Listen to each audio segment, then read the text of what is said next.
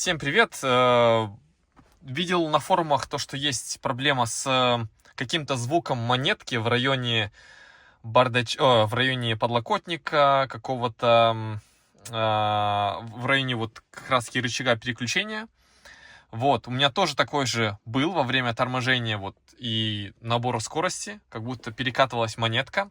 В общем, решил поискать, снял панельку, вот эту верхнюю, она просто на защелках. Потом открутил вот эту часть, пластиковую на 4, торг 15. И снял селектор, он на торг 20. Тоже 4 крепления вот здесь.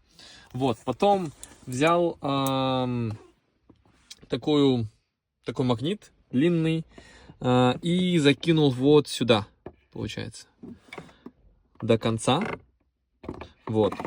И фишка в том, что я там нашел вот эти, нашел там что-то звенящее, бренчащее. Потом примотал к магниту двусторонний скотч. Сейчас наведу фокус.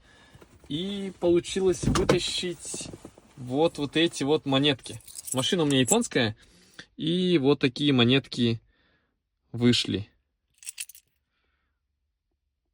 Вот. Да.